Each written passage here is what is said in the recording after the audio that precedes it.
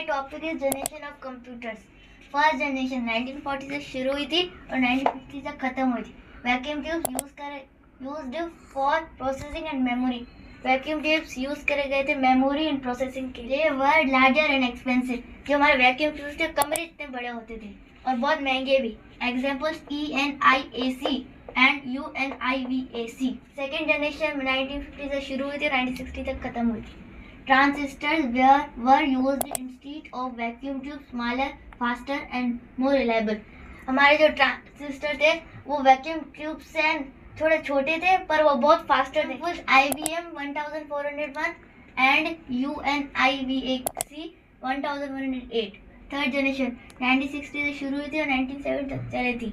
Integrated circuits used smaller and powerful. हमारे जो integrated circuits थे वो यूज करे गए थे थर्ड जनरेशन में और वो बहुत छोटे थे पर वो बहुत पावरफुल. ये हैं थर्ड जनरेशन के examples. IBM 360 and DEC PDP-11. अब मैं आपको बताऊंगा फोर्थ जनरेशन की. ये 1970 से शुरू हुई थी और 1980 तक चली थी. Macro processor used more compact and power. ये हमारी थर्ड जनरेशन से बहुत पावरफुल थी और बहुत कम्पैक्ट थी. Examples Apple II and IBM PC. बताऊंगा फिफ्थ जनरेशन के बारे में. 1980 से शुरू हुई थी और अभी भी प्रेजेंट है. Artificial intelligence and advanced technology used. Artificial intelligence ये होता है जैसे AI एंड ChatGPT और ये एडवांस टेक्नोलॉजी.